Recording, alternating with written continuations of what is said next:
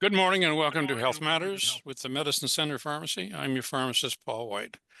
We're glad you joined us. Before we begin, I'd like to thank our sponsor, Altman Health System. Today, Brad and I are broadcasting from our administrative offices, and our special guest is Jenna Davison, a registered dietitian and licensed dietitian nutritionist with Altman Alliance Community Hospital. Good morning, Jenna, and welcome to the show. Good morning. Thank you for having me.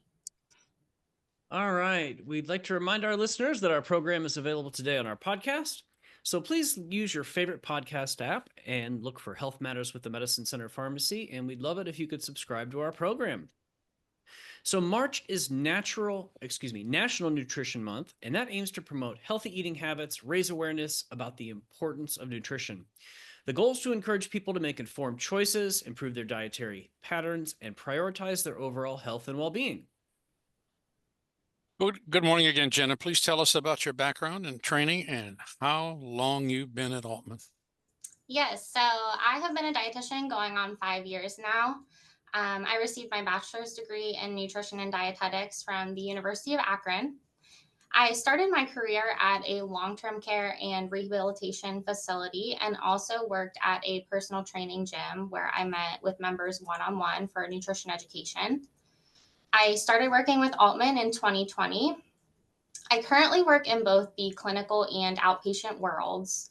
At the hospital, we are consulted for various things, including nutrition education, malnutrition, and tube feedings or TPNs. I also work in the meds clinic where I see patients one on one, assisting mainly with diabetes management, but also the management of other conditions such as kidney disease, celiac disease, and also assistance with weight loss. Okay, here's the toughest question of the day. Okay. What is a healthy diet? So, a healthy diet is one that is well balanced, including a variety of fruits and vegetables, whole grains, and lean protein sources, while also limiting unhealthy fats, added sugars, and sodium intakes. Gee, and that's all you're going to tell me, huh?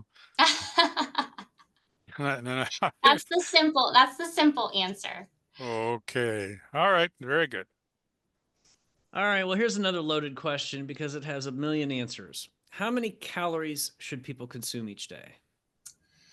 Yes, so there is unfortunately not a simple answer for this question because there are multiple factors that affect the number of calories your body needs each day, including age, gender, activity level, and also your personal health goals. There are multiple calorie calculators online, but they may not be personalized to your health goals. One that may be helpful is on myplate.gov. There is a calorie calculator to help you determine a good calorie range for you. But for more personalized calorie and macronutrient recommendations, I do recommend to see a dietitian. Okay. That's a fair answer. As challenging as it can be, since we're all a little different. Yes. What are some of the most common nutritional mistakes people make? So, one of the most common nutrition mistakes I see people make is cutting out entire food groups. When you cut out an entire food group, you could also be missing out on the essential vitamins, minerals, fiber, and antioxidants that they may contain. Many individuals often omit entire food groups in an effort to lose weight. Though for most people, this is not a diet that can be sustainable for a lifetime.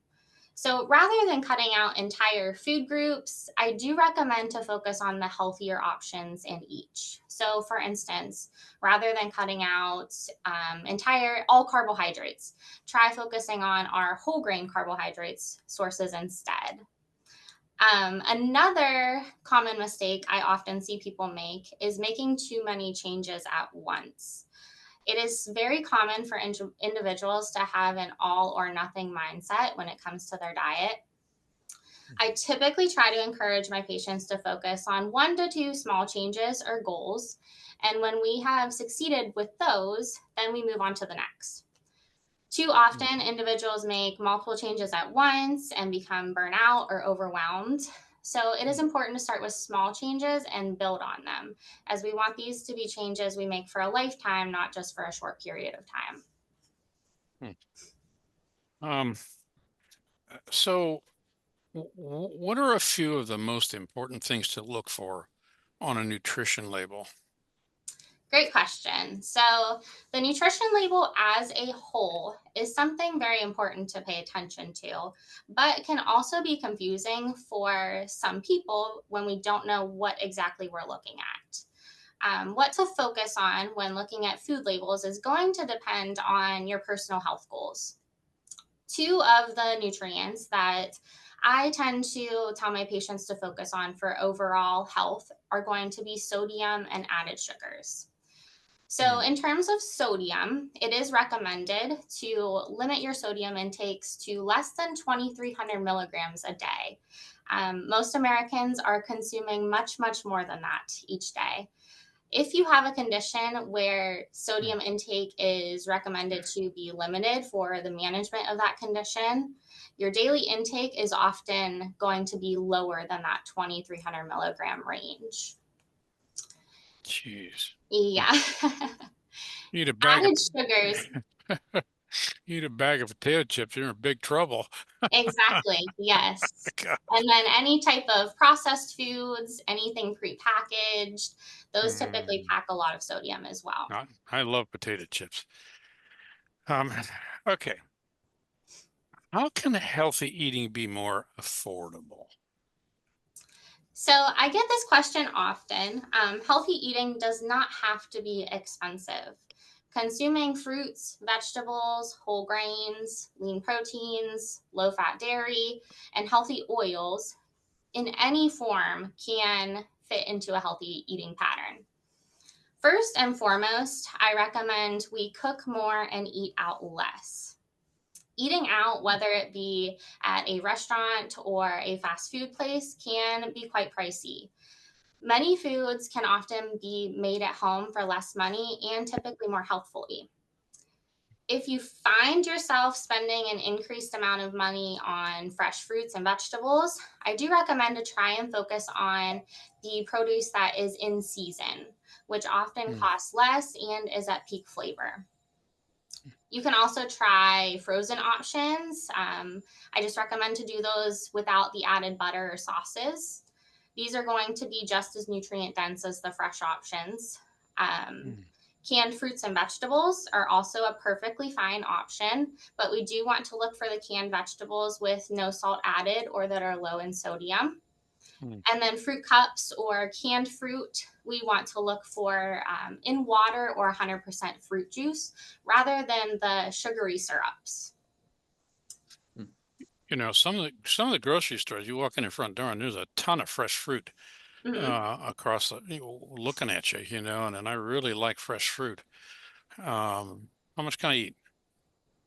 So, Pineapple, strawberries, apples, grapes, you name it. Okay. yeah, typically the serving size is going to be about a cup. It is going to vary from person to person how much you can eat each day, but one single serving size is going to be about a cup. Hmm. Oh, now you eat more than that. Yeah. The doggone fresh fruit, it does raise your blood glucose. It does, yes. It has natural sugars in it, but a Mhm. benefit of fresh fruit is it also is high in fiber. So fiber takes longer to digest. So Mm. that kind of indirectly helps with your blood sugar because Mm. it takes longer to digest. So we're slowing that glucose uptake into our bloodstream. Okay, of the fresh fruits, we never used to see watermelon in the winter months and cantaloupe and all that kind of stuff. And pineapple, fresh pineapple. I'm thinking, wow, Mhm. what's the best What's the best to eat nutritionally or nutritionally? I know what tastes the best. It's the pineapple. It's a winner. Okay. So really, there's no one best fruit option. All of them are perfectly fine to include in your diet. Some are going to be a little bit higher in fiber than others. So some with skins are going to be higher in fiber. The skin is going to contain an increased amount of fiber. But there's really no one best fruit source. Okay. I like it all. I really Yeah. do. I really do. It is hard to pass by that Uh-huh. and not grab some of it. So, and it's not So in it's not cheap. It's expensive, that fresh stuff. it can be a little expensive. That's why we recommend, I know in Ohio it's a little bit complicated sometimes with fruits, but trying Mhm. to focus on the in-season produce as much as you can. All right. Okay. But in terms of some other recommendations, to save money when we're trying to eat healthy with whole grain foods. So, rice, quinoa, oats, these can be purchased plain and uncooked in larger Mhm. quantities. And typically, you get more servings per dollar than your prepackaged options. Protein options, you can buy beans, peas, lentils, canned tuna, salmon, sardines, if you like those options. Those are typically lower in cost. And then one thing I do like to focus on is beverages. Water over everything. We do want to try and limit the sodas that are high in sugar or any other beverages that are high in sugar and calories. Those are also going to be very costly. So it is much more cost friendly to focus on water. Okay. First break here. Yep. Okay, our first break is here. You're listening to Health Matters with the Medicine Center Pharmacy. Welcome back to Health Matters with the Medicine Center Pharmacy. Are you ready for vaccine season? Stop in or schedule your flu, pneumonia, COVID, or shingles vaccine online at medshoprx.com. All right, Jenna, it's time to go down the rabbit hole. So, a couple things. First thing is breakfast really the most important meal of the day? So, breakfast is indeed an important meal, but typically what you choose for breakfast may be even more important. Eating breakfast is going to provide you with energy to power through the morning. It kickstarts your metabolism, can assist in avoiding weight gain. So, we kind of like to think of it as a car, for example. Would you begin a road trip with your gas tank on E? Typically, the answer is no. So, the same goes for your body. It requires fuel for energy. But when discussing healthy breakfast options, it is important to include a good source of protein and whole grains into this meal. Some options may include an egg, turkey sausage, and veggie breakfast burrito on a whole wheat tortilla. One hard boiled egg and 2 slices of whole grain toast with some peanut butter, or even some old fashioned oats topped with fresh fruit and chopped pecans. If you struggle with eating a morning meal, I recommend starting with something small, such as a protein shake or a no added sugar yogurt or a high protein smoothie. Okay, All interesting. right. So, this kind of begs another question, and it's probably a whole separate program. But I have to ask about the fasting camp. So, those that are looking to do the 12-hour fast, I'm going to guess more often than not are skipping breakfast and they're only eating in their 8-hour window. How does that fit into a healthy diet plan? So we could talk a while about this, but to kind of just talk about it briefly, um, fasting does work for some individuals, but it is one of those things that what works for someone doesn't mean it's going to work for you as well. So it's not something that I typically recommend. But as far as fasting goes, when we go long periods of time without eating, we're actually slowing down the rate at which our body is burning calories. So it is typically recommended just to eat consistently throughout the day. Okay. So, what do you think about a ketogenic diet? Okay, so the simple answer is I do not feel that the ketogenic diet is sustainable for most individuals. As most of us are probably familiar due to the popularity of this diet, the ketogenic diet is comprised of high fat, very low carbohydrate intakes. Many individuals do experience a quick weight loss, which is initially in the form of water weight. Now, while you may see results in the short term, this is not a diet I would recommend due to its restrictive guidelines. When we restrict a major food group from our diet, like carbohydrates in the ketogenic diet, we are also missing out on the important nutrients that those foods have to offer. So our complex carbohydrates provide us with a lot of fiber, vitamins, and minerals that are essential to the body. So due to its restrictive nature, this diet is often difficult to follow and tends to be overwhelming for many individuals, leading to frustration and just reverting back to prior eating habits. I do not believe that there is a diet perfect for everyone. The ketogenic diet works for some, but like I said previously, what works for one person may not work for you, and that is perfectly okay. My goal as a dietitian is to help you establish lifelong, sustainable, healthy habits. And due to the restrictive nature and the high intakes of unhealthy fats that the ketogenic diet is comprised of, it is not something that I typically recommend for most individuals. Interesting. All right. So as we talk about, there's 100 different diets out there, but what about more plant-based diets? What benefits could those have for you? Yeah, great question. So a plant-based diet does have many health benefits. There's been a lot of research done, and research has shown that a plant-based diet can lower your risk of heart disease, hypertension, diabetes, digestive disease, obesity, and also some types of cancer. Plant-based diets can be well balanced, though if not well planned, you may risk not meeting your protein, vitamin, and mineral needs. So it is important to include a plant-based protein, fruit, vegetables, plant-based fat, and whole grains into each of your meals each day. Some great options for plant-based protein sources include things like tofu, quinoa, lentils, chickpeas, nuts and seeds, and beans. If you follow a plant-based diet, be sure to follow with your primary care doctor annually to have your labs drawn just to assess for any vitamin deficiencies. And another recommendation, if you are trying to consider switching to a more plant-based diet, just remember to start with small changes and consider meeting with a dietitian to ensure that you meet your nutritional needs. Okay, here's a hot question too. Well, what is the best diet to follow? So, the best diet to follow is one that works best for you while also meeting your nutritional needs.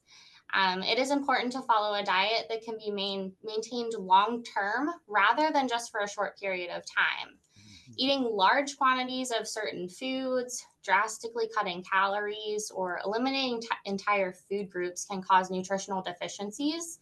And diets surrounding these are typically not sustainable for a lifetime.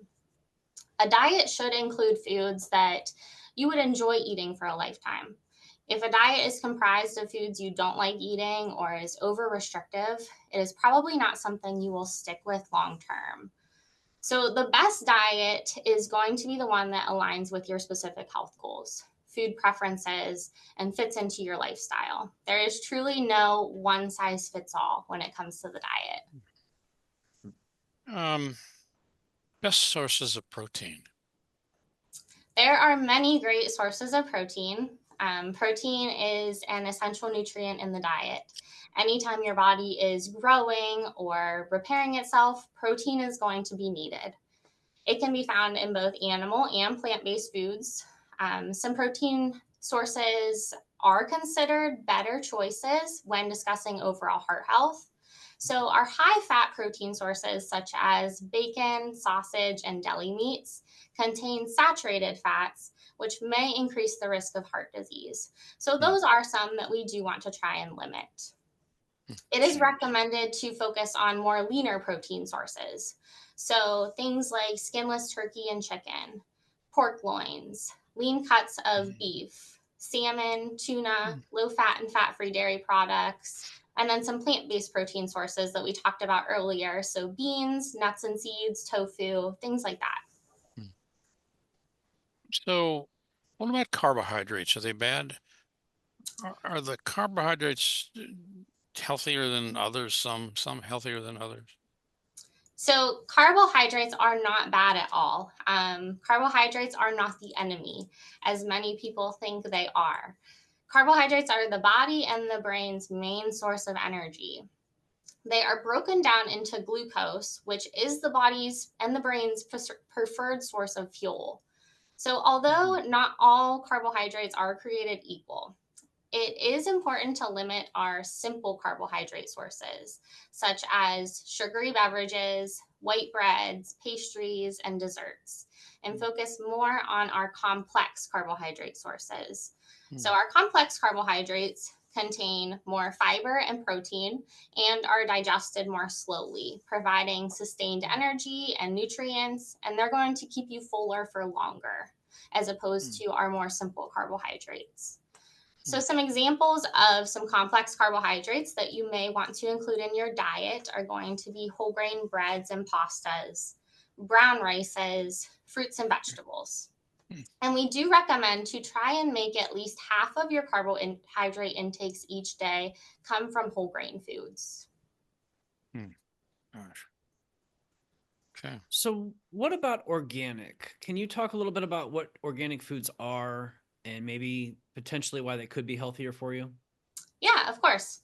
So, organic is a USDA defined labeling term that relates to the way foods are produced rather than their actual nutritional value.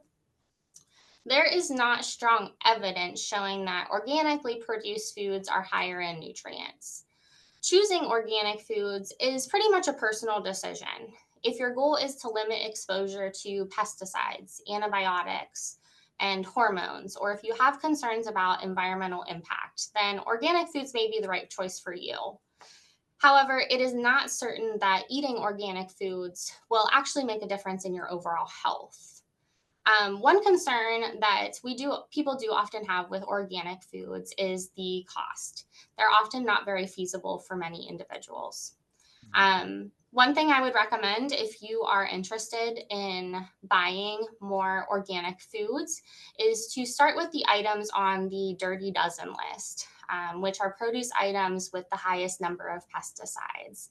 Strawberries being at one of the highest ones. But the bottom line is no matter if you're buying organic or conventionally grown produce, washing your produce is going to be very, very important to reduce the risk of foodborne illnesses. And washing with cool tap water can do the trick. Okay. You're listening to Health Matters with the Medicine Center Pharmacy. I'm your host and pharmacist, Paul White.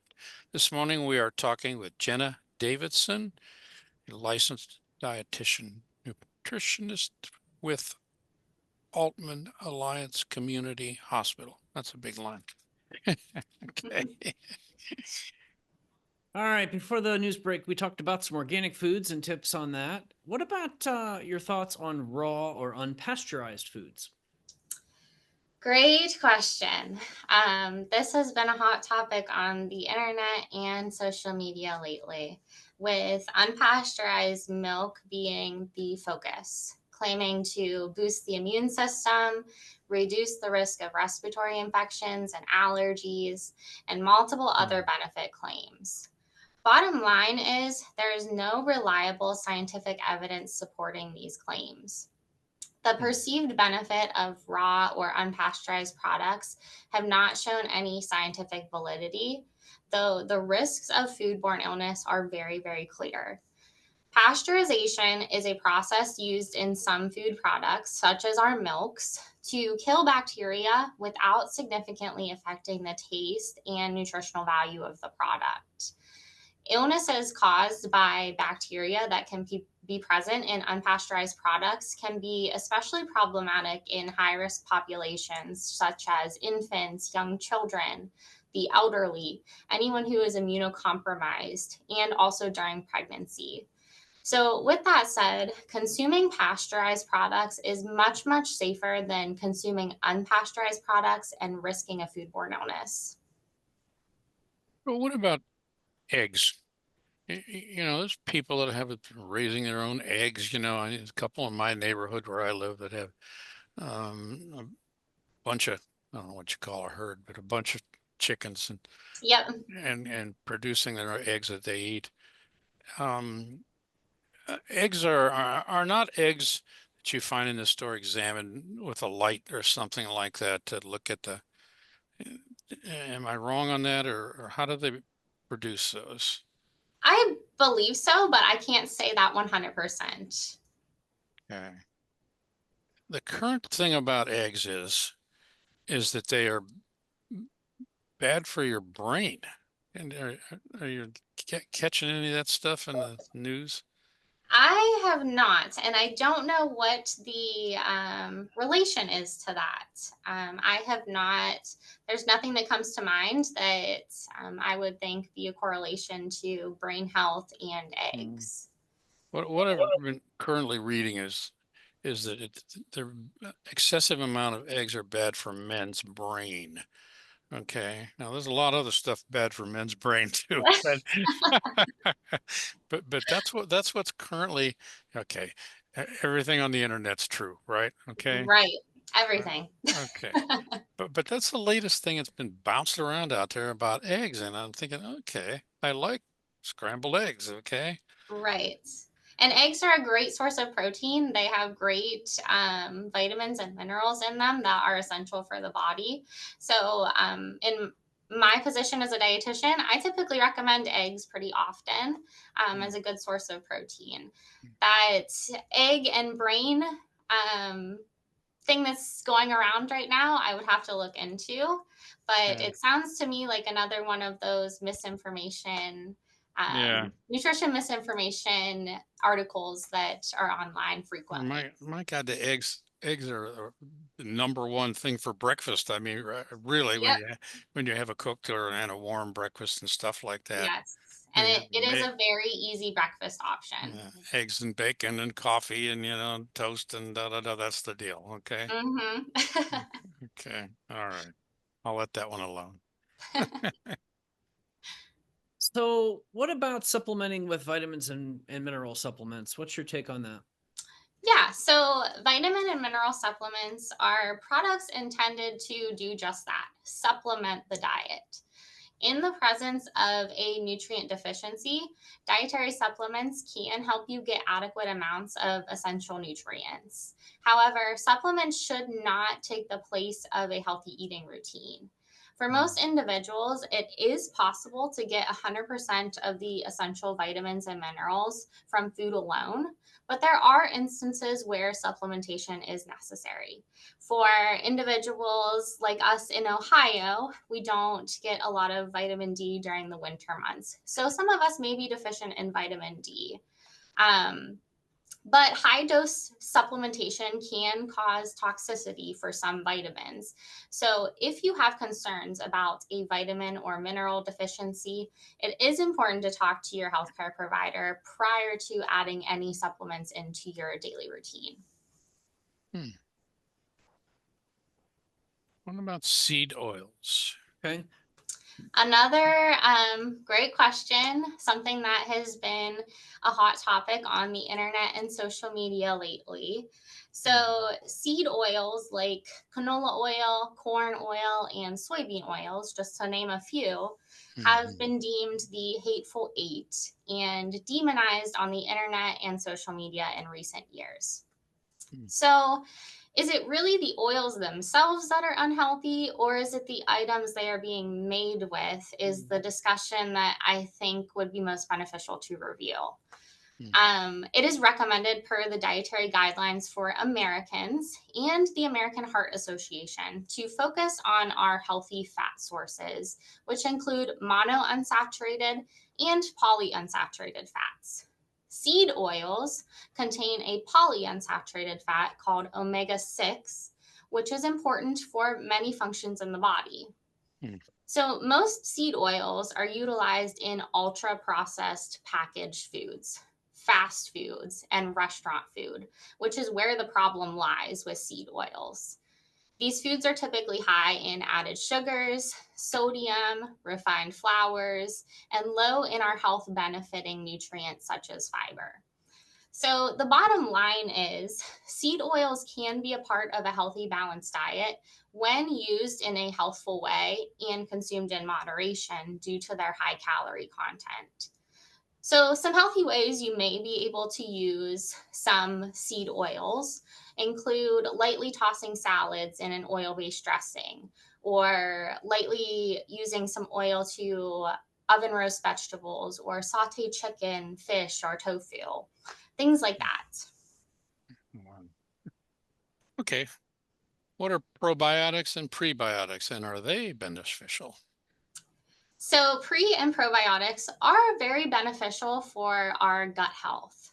Research shows they play a key role in promoting good digestion, supporting the immune system, and helping to improve irritable bowel syndrome and diarrhea symptoms.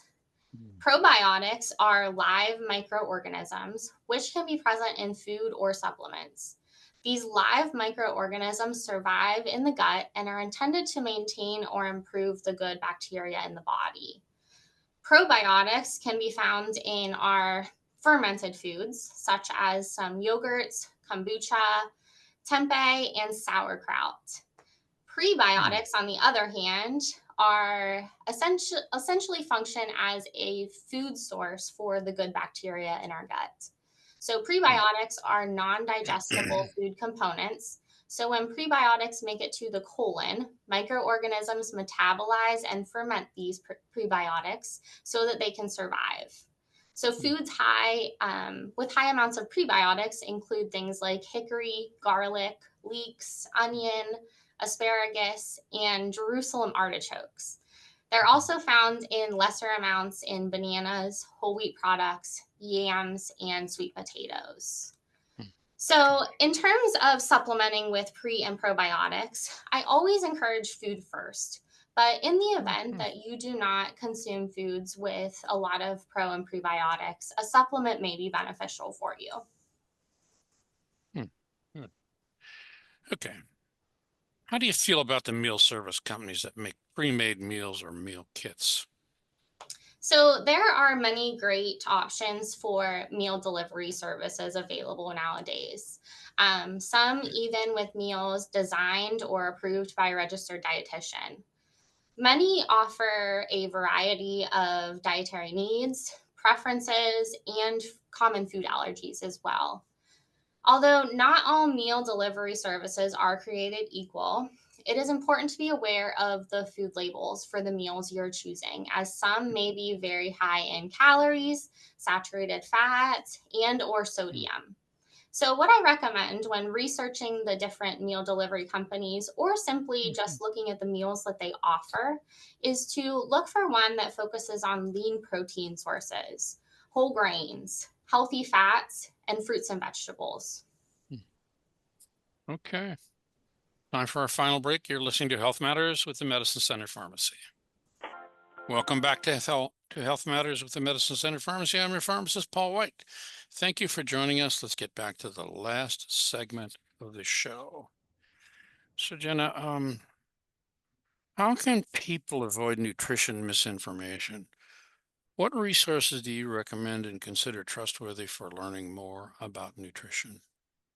So, this is a great question to review because it can be very complicated to sift through the mass amounts of nutrition misinformation that is on the internet and social media nowadays.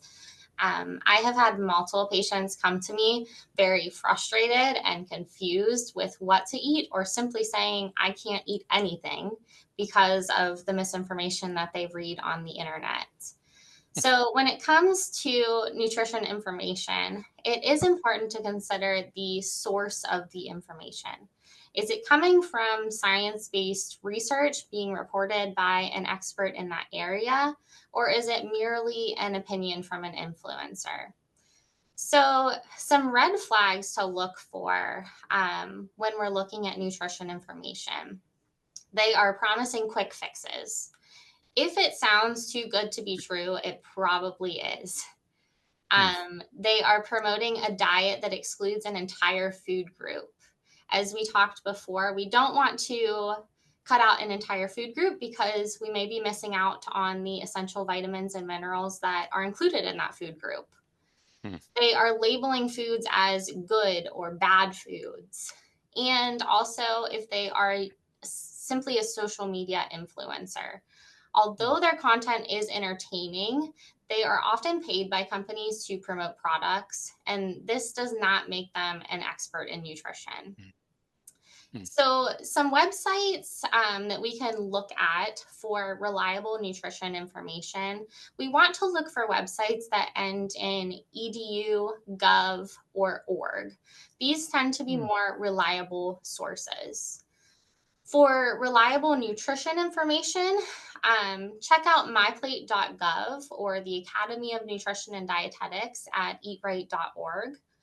You can also find disease specific nutrition information on health organizations' specific websites, such as the American Heart Association at heart.org or the American Diabetes Association at diabetes.org. And of course, as always, for individualized nutrition advice, I do always recommend to meet with a credentialed registered dietitian nutritionist. What would be the best way for people to keep track of what they eat? So, keeping a food journal can make tracking what you are eating much easier. You can always go with the pen and paper route if that's easiest for you, but there are also multiple apps for smartphones that can make this method simplified for you. For some individuals, keeping a food journal can assist in staying on track with a weight loss journey, though it can also help to identify food intolerances or sensitivities and can result in more mindful eating practices. Anyone can benefit from keeping a food journal, though if it adds additional stress, try to focus on something more generalized, such as focusing on journaling protein foods or beverages only, and continuing to build on that as it becomes a little bit easier. If keeping a food journal is something that you're interested in, one app I do frequently recommend that is pretty user friendly is called MyFitnessPal. Interesting. All right, you've given us some amazing information this morning, but I'm guessing that there's something that, as a registered dietitian, you just wish everybody knew. So, what would that be? So there is a lot I could say that I wish everyone knew, but simply when it comes to nutrition, many people often look for a quick fix. A healthy diet is a lifestyle. Weight loss is not going to happen overnight, and nutrition does not have to be overly complicated. There is no, like I said previously, there is no one size fits all plan for each person. You know, I think that the word diet sometimes gets a bad name, and I would guess you would agree because it automatically makes you think of restrictions and you can't have and things of that nature. And I wanted to share a fun story, and I bet you have multiple stories that you might be able to share, and you're welcome to. But I had a story in the last week at the pharmacy where I talked to a patient who is on a weight loss journey, and he's working with a doctor to do it. But his most amazing takeaway that he shared with me was that in the first month, he lost 15 pounds. And he lost 15 pounds simply by cutting out the 2 liter of Mountain Dew he drank every day. Oh, God. So, you know, you talked earlier about what you drink. Don't underestimate the sugar and the crap that is in what you drink. So just think about that. If you're a big carbonated beverage drinker, it was just, that was pretty stunning for me. So.